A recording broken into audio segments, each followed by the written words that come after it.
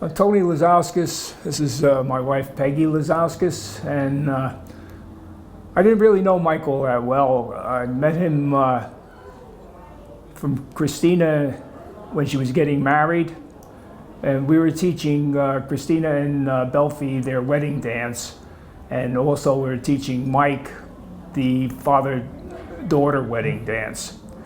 Christina and Ben, we've known, at least I've known them since they were about yay tall through the karate.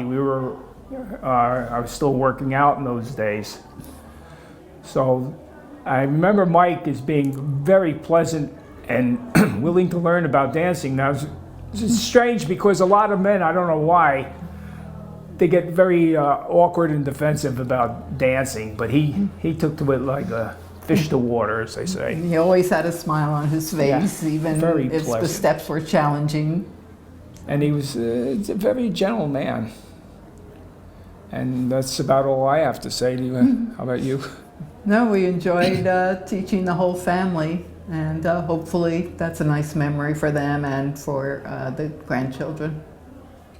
Hi, this is Ray Stecky and my sister Patty Stecky Stanzioni. I just wanted to say thank you to the family.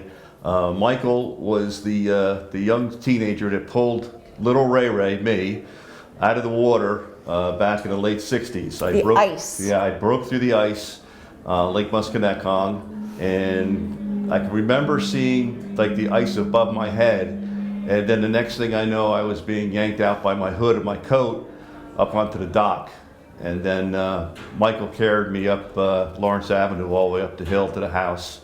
And he saved my life. Years later, I worked at ShopRite, and I would run into Michael in the Netcong ShopRite once in a while. And I would always thank him, and we'd have a nice conversation. And he was such a great guy. And like Christina said today, he had that big voice and that big smile. And every time we saw each other, we just shared a smile and some simple conversations. So thanks again for saving me, Mike.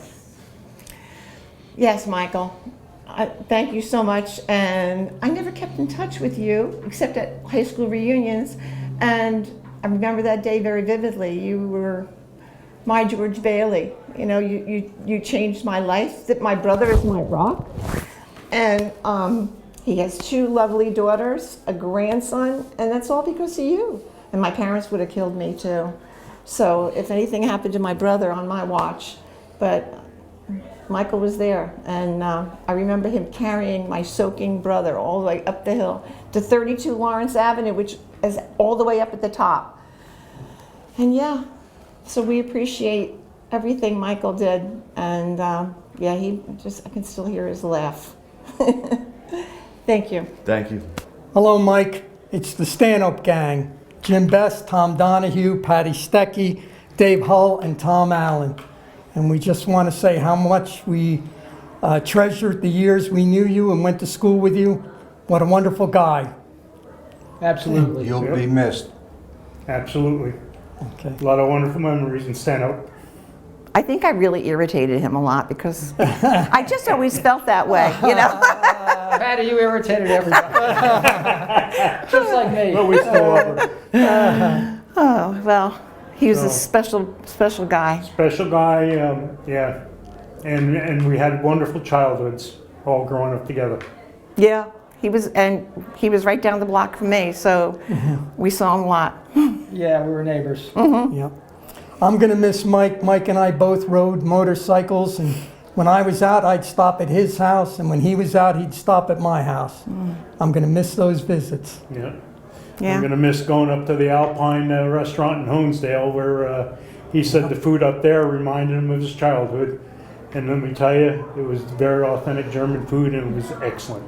And I miss those get-togethers too.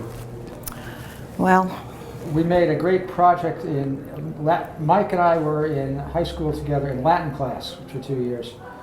And we did a project as freshmen making a FOSCAS we had a special class project to do, so we decided to make a Fozkiz for our teacher. Fozkiz is a ceremonial battle axe that the Imperial Guards would hold next to the Emperor. And his dad got a piece of sheet aluminum that I used the grindstone and made a blade out of it. And we cut some saplings down from near your house by Canfield Street. Probably your front yard. No, it's a vacant lot, you know. Yeah, vacant lot. They were this big around and that long. Imagine trying to do that today. Yeah, exactly. Yeah. Well, now the trees would be like this, you know. Well, you'd get arrested trying to walk into the school with that too. Yeah, exactly. And yeah, the model for it was the back of the old dime. They had these two Fozkizes, and you know it was this big, but we didn't have the internet. That's what we had, and our teacher, Mr. Sizik, was totally blown away by it. It was the best project I ever did in any school anywhere, and Mike and I worked on it. And Sharon Griffin, who was also in our class, was like, my God, what could I do as part of it? Says, don't worry, you get credit because we did it, and it came out nice. And that was a great memory of his. Another memory of half of him was because he got into machinery. His father was a machinist, and he'd gotten a piece of aluminum that was maybe 2.5 inches in diameter, and he turned it into a cannon. And I got the gunpowder, and we were shooting it off. We shot one off behind his house out towards the lake, and after it went off and the bullet or the ball bearing, whatever, flew out, we noticed there was a guy rowing his boat right across there, and whoops, we didn't hit him. But one time we were shooting it behind my house on Lloyd Avenue, and his mom found out about it, and she came down and grabbed it and took it away from him. But that was a great memory. You know, guys are into blowing things up. It's part of our DNA, right? Yep. It just goes to show how, you know, how all the rules and regulations that have to keep children safe today. You know, how did we survive? That's right. But we did, and Right. we thrived. Yeah, absolutely. So, Yep. great place to grow up, Stanhope was, and Mike will be sorely missed. He was And he was smart enough to realize it and stay there. Yeah. That was a wonderful place to be. Yeah. Hi, it's Ursula and Paul Wagner. We grew up with Michael and watched, you know, all the things that we were doing when we were younger. We had a lot of picnics between Dundee, Lisa and Galotto at your house when we were growing up, and we have a lot of good memories of that. And I'm so sorry that you know, we sort of like drifted apart after our parents all went in their different directions. But it was so many memories that we have of you, and we missed you. Michael, I love your cookies, and I always enjoyed the picnics at the lake. Thank you. And we'll be thinking of you. Hope to see you in heaven. Hi, I'm Chrissy Hensa. I grew up with Christina and Ben, Mike's children. And I can remember coming over to the house for different occasions, Halloween, just hanging out with Christina or Ben, and then also once for a soccer match. It was Germany in the World Cup versus, I don't want to say France or the Netherlands or something. It was 2014. I was pregnant with my first child.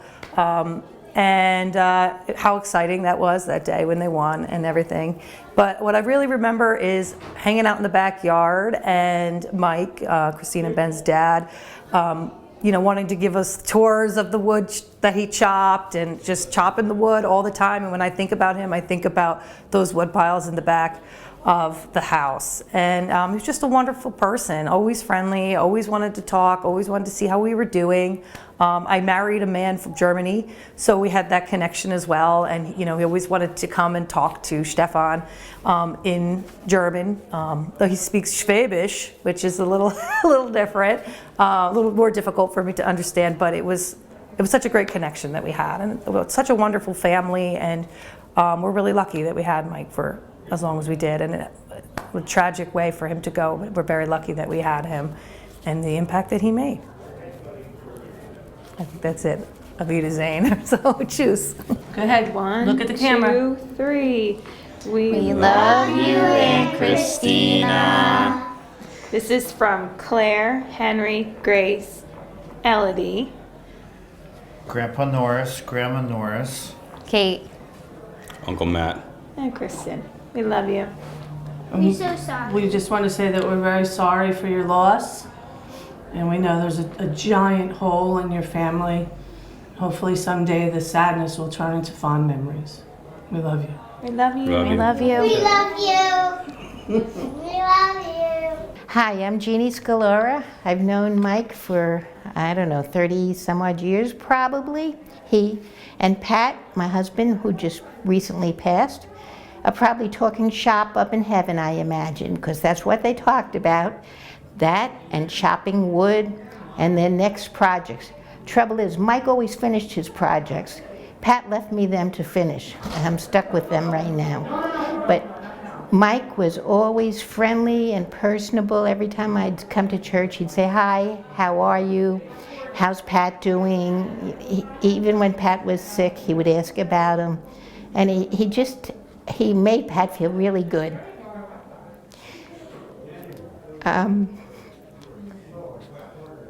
You just, it was like a burst of energy. Pat would be excited to talk to him.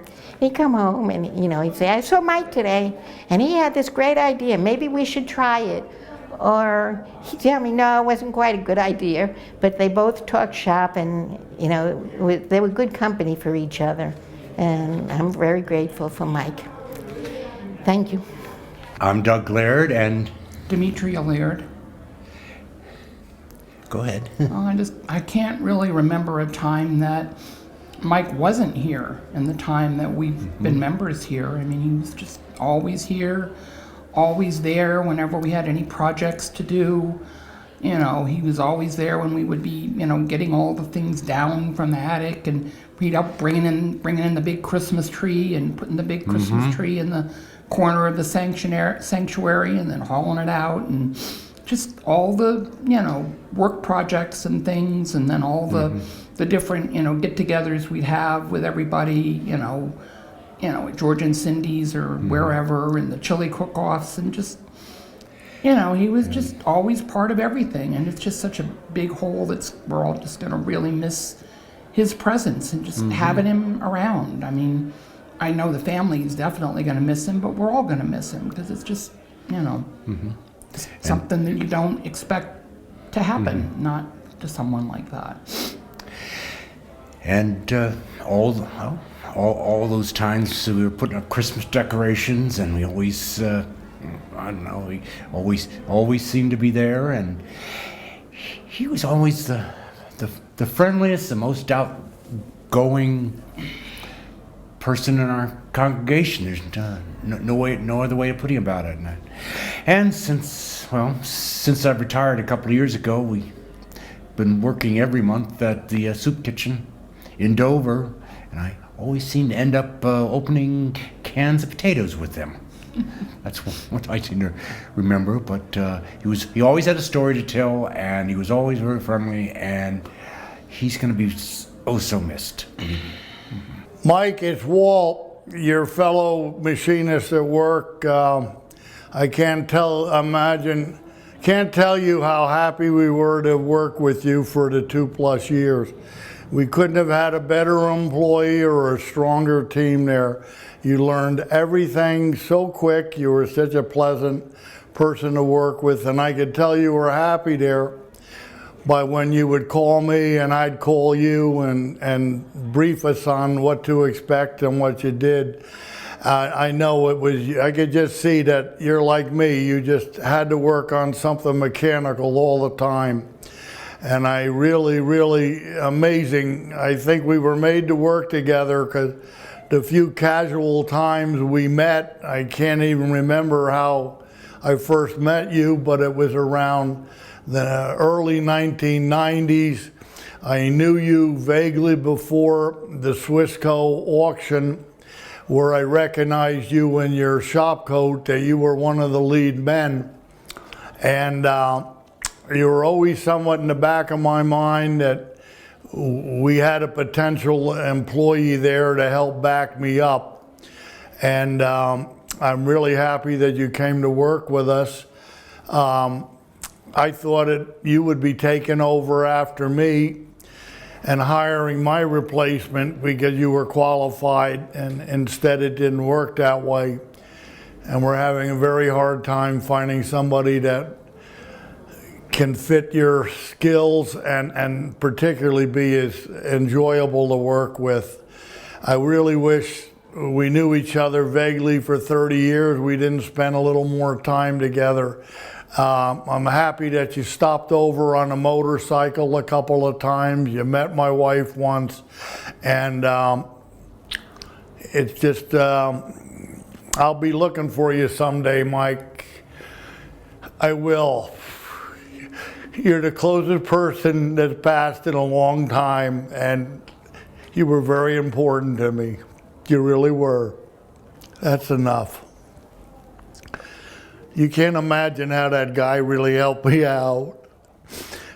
I've been working for Carl for 10 or 12 years, and I knew there'd be a problem if something happened to me. And that's why you came to us, and I knew that I still feel obligated to Carl. I have to work with him till we can get a backup for me and you, and I felt very obligated to him. And like I say, I just think we were meant all to work together. It was a very happy time. I wish it was longer. Okay, Mike. My name is Carl Clegg, and the gentleman that you just heard from is Walter. And Walter and I and Mike worked together with Mike for the past 2 years. Walt and Mike are both part-time machinists, and everything that Christina, his daughter, said in the eulogy about Mike being a master machinist, tool and die maker, inventor, fix-it man, it's all true. I can tell you with certainty that there were many days when he figured out problems that we were struggling with mechanically, and he was able to get things working. And I just want to share with you a little bit of a dimension of what we do. We make a type of product called a coaxial spinneret. And these are used in a variety of industries, but they're also life-saving technology called bioprinting that are used to regenerate human cells, and it's a very cutting-edge technology. But Mike was very adept at being able to make these spinnerets that we sell to our customers. And in many ways, he was a contributor, just one small cog in a larger machinery of technology that's used to save lives. So I can tell you that Mike definitely left the world a better place, even if you just look at that one dimension of his work. He was very punctual on time and very good worker. And I really enjoyed the time getting to know him and hearing his stories about when he was in Germany. We both share a love of motorcycles, and we have a lot in common. And I really miss Mike. He was an excellent employee and a wonderful coworker, and a very talented and amazing human being. And I share in your loss. And I just wanted to say those words, and thank you for inviting me here today. Hi, this is Jerry, and first of all I want to say it's wonderful to be back in here. It is for a reason that is kind of sad. Mike is the reason why we are here today, and Nancy and I came from Virginia to acknowledge such a great friend that he was to us.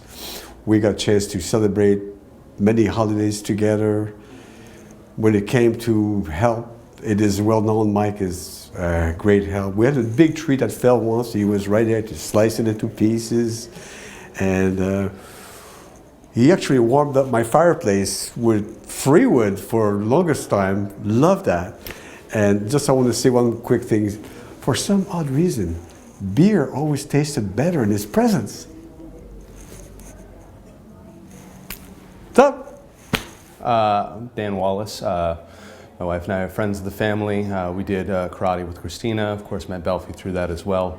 You know, I knew Mike in passing initially. You know, I would go to, when the pumpkin carving party was still being hosted at their house, I would see Mike, and occasionally we would hang after late and drink a little bit of the German good stuff out of little teeny tiny steins, which was a good time. And then a little bit later, you know, I got to play some games of pinochle with him and eat some homemade baked goods, which was a good time. And the thing that always struck me with Mike is that even though I did not know him very well, it was always able to talk to him as though he was, you know, he was a best friend that you had just met, you know, and he was just, he always the exuberant, outgoing personality, you know, and just always had great stories to share, and didn't just share his stories, but was interested in hearing your stories too, and loved to hear about things, you know, that were outside of what he experienced. And it was great. I just, the thing that I remember most about Mike is just that I did not get to spend a lot of time with him, but I enjoyed every bit of time that I spent with Mike, and literally every moment. I cannot think of a bad time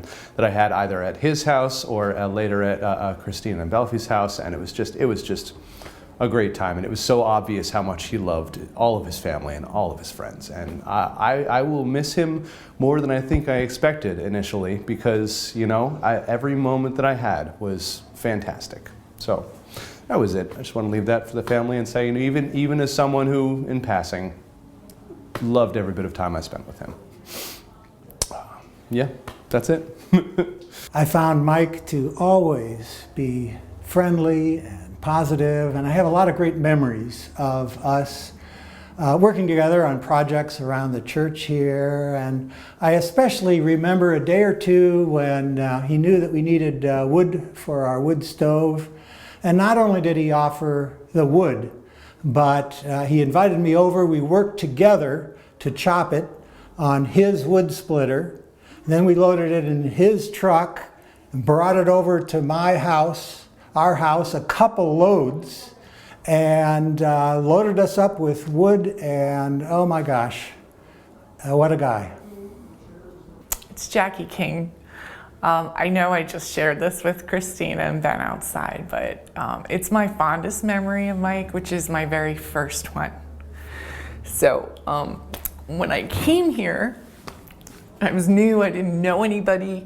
Mike was always chatting with me before and after service for like the first 3 weeks. He was so kind and warm. The smile, right, just lit up a room. And I really just enjoyed chatting with him, but so much so, I didn't really talk to many other people. And about 3 weeks in, I'm looking around and I get a look from Sibylle. And I'm in my head, I go, oh, I think this lady thinks I'm picking up her husband.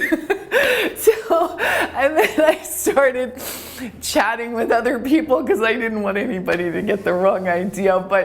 And I guess my whole point is it's a funny memory, but it's also just such a fond, warm memory of Mike. And it was my very first meeting with him. So it really goes to show the kind person that he really is. Thanks. Hi, I'm Sheba David. I am a member of Abiding Peace Lutheran Church, and I've known Mike and Sibylle and the family for 7 years now. I would always cherish with fond memories Mike's beautiful smile, and the first time I started singing in Abiding Peace as a soloist and leading the church during COVID times, and after, Mike would always come to me and, you know, give me a big hug and say that I did well, and, you know, say that he loved to hear me singing, and, you know, it was always fun to talk to him.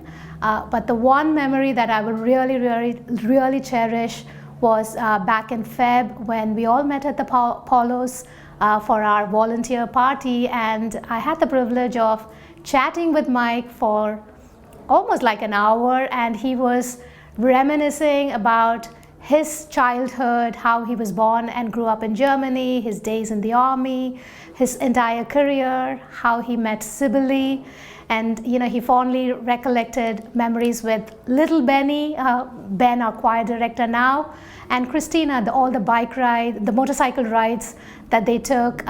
It was so much fun to listen to him. And today, as I heard Christina's eulogy, all those memories were coming back to me. And especially like the excitement in his voice. It was like listening to him tell a story, and he was explaining at great lengths how he was a missionist, how he learned to make different parts. And we were pulling up on the internet the exact instrument that he was manufacturing and or helped manufacture parts for, and he made it all sound so interesting. I would really cherish and miss him. It's such a lovely family, and looking at Sibylle and Mike's love for each other, I've mentioned this to Sibylle as well, that it's so nice to see that love carried through when people have been together for so many years, and you can see that radiate around wherever they are. So that's a good example for younger people, and I wish the family all the best, and I'll truly miss Mike. Thank you. So when I think of Mike, I just think of his smile. I'm sure you've probably heard that. There's been other people who talked about that, I'm sure. But he just had this capacity to communicate joy just with his face. We didn't tend to talk a lot, but I felt like I knew him. I felt like we connected just because we'd make eye contact and he'd smile, or he'd ask what needed to be done, and he would jump in and do it. And there's powerful communication in just that kind of presence. And that's what really struck me about the poem that you guys included in this service. Not the piece that I used in the sermon, but the piece just before that about not wanting, I don't have the words memorized, but not sort of mourning his absence, but being aware of his presence. Because that was so much who he was in life, was just presence, was being there, and you could just feel the room lighten because he was in it. And that's what I'm going to remember about Mike, and hope that we can find ways to embody that together as a community, and never replace him, obviously. No one can fill the hole that Mike has left. But find ways to echo that presence, his way of being present with people. That would be my hope.